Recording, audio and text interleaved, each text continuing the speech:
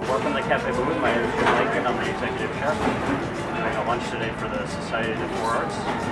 There's a preview of our new soon to pop up this summer.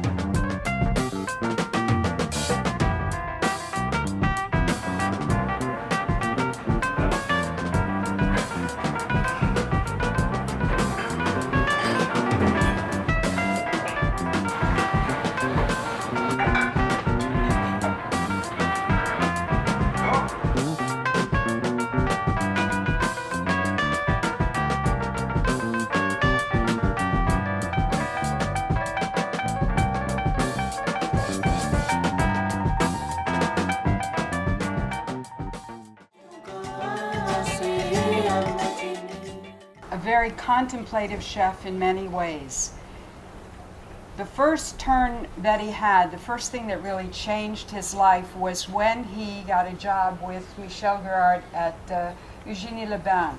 And this was the famous Cuisine Minceur, which was supposed to, you went to this resort, this spa, and you stayed there for 2 weeks and you lost 20 pounds.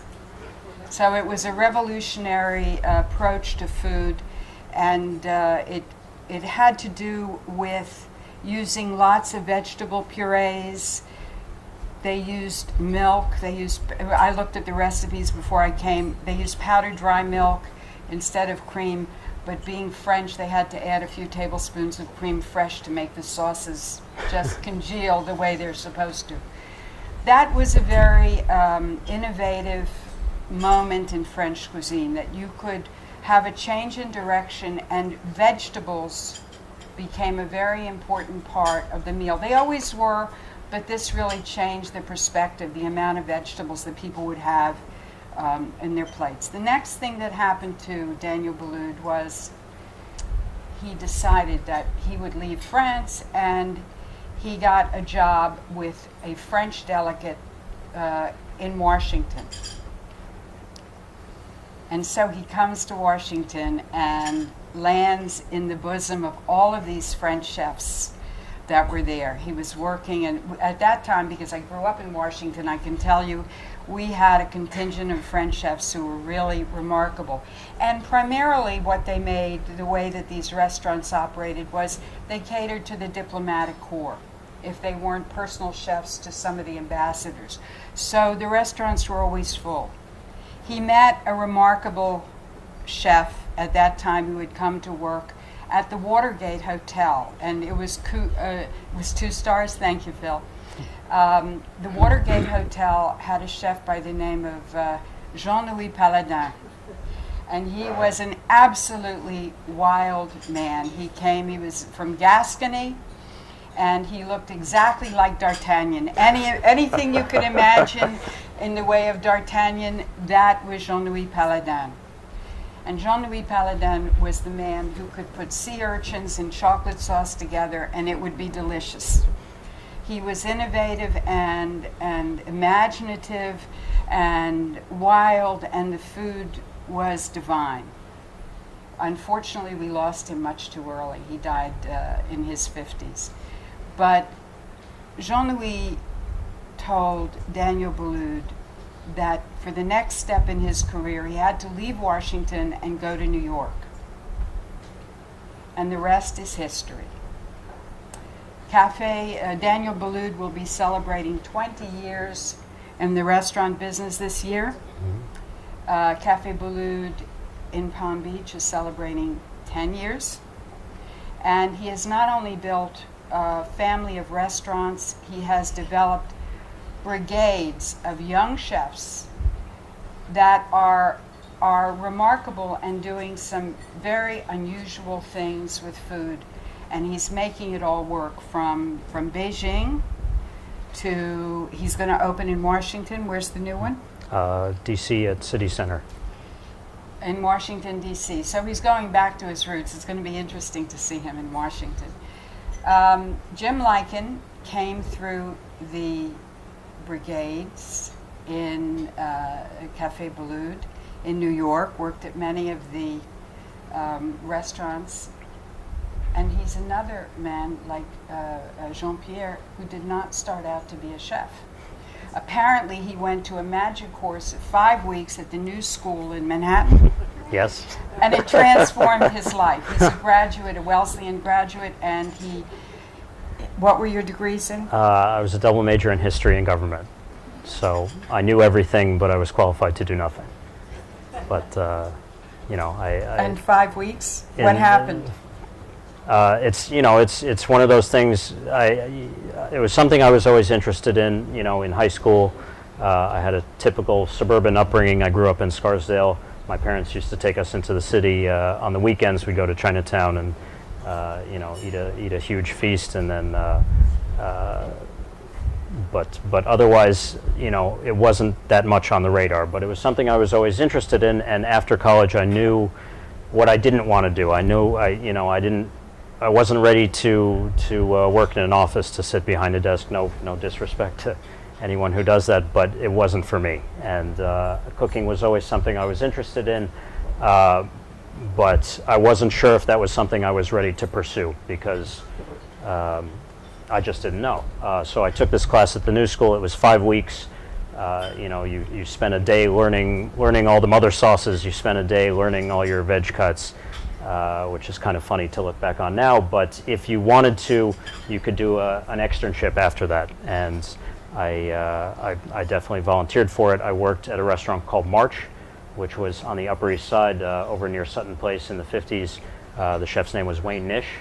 And it was a very small townhouse, kind of Asian-inspired. Wayne was the chef at Quilted Giraffe for Barry Wine back in the 80s.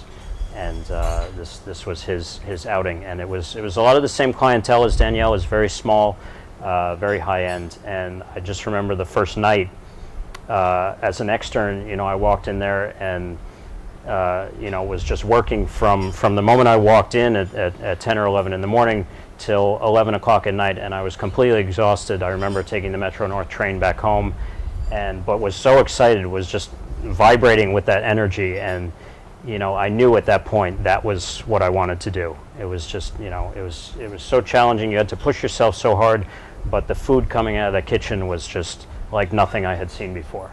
And this is very much one of those businesses, either you love it or you hate it. And I definitely fell in love the first night. Was this before or after you went to India? This was after I went to India. I spent about 6 months after college. I didn't really know what I wanted to do. I had studied Indian history as part of my major, and it was what you do back in those days. You graduate Wesleyan, you strap on a backpack, and you spend 6 months around the subcontinent. So he's an avid cyclist. He has the nerves of steel. He cycled all around Manhattan. And then he took a 6-month trip to India and traveled from one end to the other on a bicycle. No, on the train. On the train with the bike. I rented a bike here and there, but in those days it was mostly just second-class train overnight. And what was the food like? The food was mixed, because as I was telling you last week, most Indian cooking is, the really good stuff is the home cooking. To be invited into someone's home where they really, they toast the spices and pound them fresh, and really put that love into it. But some of the restaurant food was amazing. I mean, you go to South India. You go to these big dining halls, they lay a banana leaf in front of you, and the guy comes around with a bowl of rice, and then the next guy has all the different curries and condiments and just ladles them on, and 35 cents you get your, more than you can eat. And some of it was outstanding, some of it, but Indian cuisine is very diverse, and I could go on about it for a long time, but I won't. Did that set you up for your adventure in Manhattan with Indian cuisine? It did to a degree. After I worked at March, one of my first jobs was working at Tabla, which was Danny Meyer's Indian fusion restaurant. It's funny because I was just watching a documentary about it last night with my wife called The Restaurateur, that shows the opening of 11 Madison Park and Tabla, and they had some shots of my hands crusting some salmon, on the opening night. I recognized the watch I was wearing. You couldn't see my face, but I recognized it. I was like, oh my God, that's my hands from 14 years ago. working traveling in India led me to tabla, but I think actually it's funny you talk about the cycling because that's something I've been doing since I was 14 years old. I used to be a bike racer back in the day, and as a bike racer, the Tour de France is the center of your universe. So I always had that interest in France, and after I left tabla, I actually went back to March for a little while. They did a renovation, and we're going for 4 stars, but it didn't quite happen. But after that is when I sent a resume actually to DB Bistro in New York. That was the newest opening in the Danielle Empire at the time. And they said yes. They called me up for Danielle, actually, and I wound up starting at Danielle as a banquet cook in November of 2001. Was it different? It's very different. I mean, Danielle didn't get to where he is for no reason. It's really, to work in they weren't a 3-star Michelin restaurant at that point. They didn't have a Michelin guide for New York yet. But, just the level of detail, the level of intensity, the quality of ingredients was, like very few kitchens in New York, were aspiring to. What were your stations? Well, as I said, I started in banquets, and then after the New Year, or just before the New Year, I moved upstairs to the Garde Manger station. I spent about 3 or 4 months, I believe, on the Garde Manger, and then they actually moved me to the Saucier station, which I kind of upset a few people when I did that, because traditionally you go through Garde Manger, you go to hot apps, you go to fish, and then you go to Saucier. Saucier is the most, apart from the tournant and the sous chefs and chefs, that's the senior most station on the line. So they took a little bit of a chance making that move, and looking back, I don't always, it kind of surprises me, but I spent about 14 months on that station, on the Saucier station. For those of you who don't know, the kitchens in France the brigades are run on a system that you begin at the back door and you receive all of the food that comes in and you check it, garde manger. Mm-hmm. From there you can move into some type of a prep, maybe vegetable prep, and you move through about 12 stations until you come to the level of a chef. There's the person who does nothing but grilling, there's the person who does nothing but fish, and everything is a step up, and this can take years. It's the system, I think, that was developed by Escoffier in order to train brigades of chefs coming into the industry. And this perhaps is one of Daniel's most important contributions to the restaurant world, because he keeps his chefs rotating throughout the world, and they learn a tremendous amount that they wouldn't learn any other way. Boulud Sud. Boulud Sud. Yes. This came about when he met somebody who made marguez, I think. He met a North African sausage maker, and he found that this was another world for him, and it inspired this cuisine from the Mediterranean. I think Daniel has always had a passion for this kind of food since he worked at Roger Verger and Michel Gerard in the south of France. He grew up in Lyon, but always appreciated that Provençal style, that lighter style, olive oil based, more vibrant flavors. And I remember him talking about it for years. It was something that was always in the works for years and years. Well, first it was Bar Boulud, which was the Lyonnaise Bouchon kind of restaurant across from Lincoln Center. I heard rumors for years about the West Side. We're opening on the West Side. We're opening on the West Side, and then finally it actually happened. And then we started hearing rumors about Boulud Sud, and I knew it was definitely something he was passionate about. And what's fascinating for me is you think about Provençal food, about you think about ratatouille, about garlic and tomatoes and olives, but you don't realize if you look around this whole rim of the Mediterranean, the depth and the the intricacy and the sheer variety of different cuisines. When you go from Italy and Spain and Provence and Tunisia and North Africa and Morocco and Greece and Turkey and all these countries that incorporate a lot of the same ingredients but do it in very different ways. And to have one restaurant that focuses on all these different cuisines under one umbrella, I think is really unique to do it in that kind of depth. So It's unique, and our main dish today is couscous with three different sauces, three different styles. Couscous is of Berber origin. It is wheat that is steamed, and it is served with many different sauces. Tunisia was the city of Carthage, was the third largest city in the Roman Empire, and the Roman army marched on a cup of gruel a day. Tunisia was the breadbasket for the Roman army.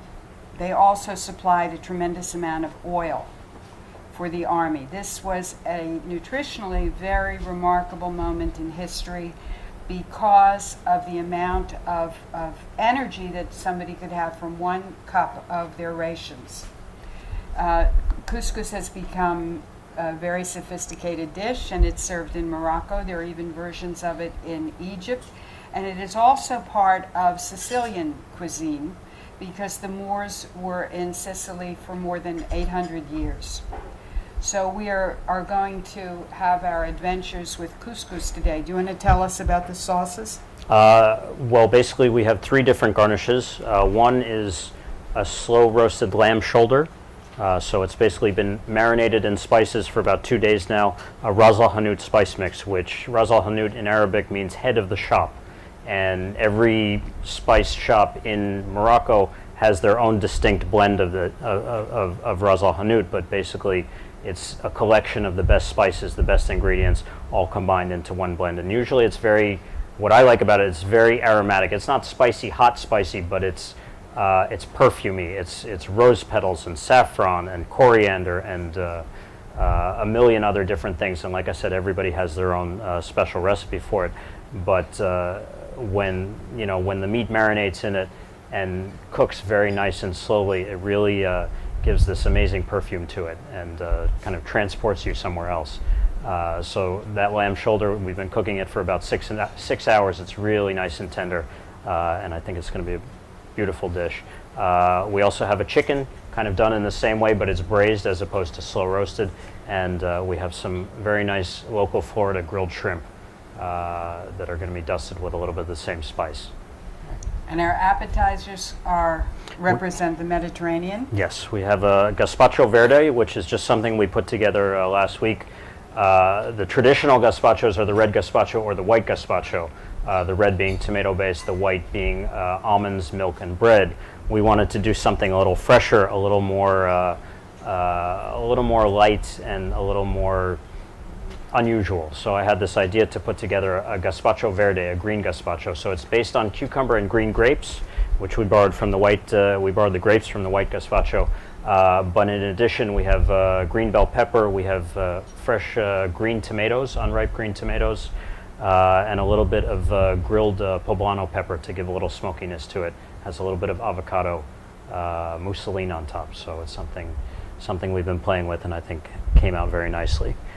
We also have a sardine escabeche, which is from the original Boulud Sud menu in New York, which is sardines cooked in kind of a sweet and sour vinaigrette of white balsamic vinegar, olive oil. There's raisins, there's pine nuts, a bit of celery, a bit of onion. Sardines have a good bit of oiliness to it, so you need a little bit of acid to cut through that. But it's a dish that has a really nice balance to it. And our third appetizer, I'm blanking out on it. The salad trapezien, thank you. Again, this kind of, this is also a signature on the Boulud Sud menu in New York, and, for me, exemplifies that style of cooking a lot. It's very light, it's very refreshing, it's very simple. It's shaved raw artichokes, shaved celery and fennel, just tossed with a little bit of frisée over a little creamy artichoke puree. It's just cooked artichokes blended with a little olive oil, a touch of garlic. Some chives and shallots. So it's very simple, but very light, very refreshing, very helpful. and just a really nicely balanced dish. So One question. Any harissa in the kitchen? we've got plenty of harissa in the kitchen. Harissa is a hot sauce that is served usually with couscous, with many things, and it's optional. Nothing is cooked with it, so if you want to zip up your couscous, put a little touch of harissa in it, on your plate to taste it with a little bit of bread. The closer you move to the equator, the hotter the food for many, many reasons. And harissa is, again, absolutely exquisite once you get used to it. I adore harissa. We wish you a bon appetit, and I hope you enjoy this adventure in Boulud Sud cooking. Thank you. Thank you.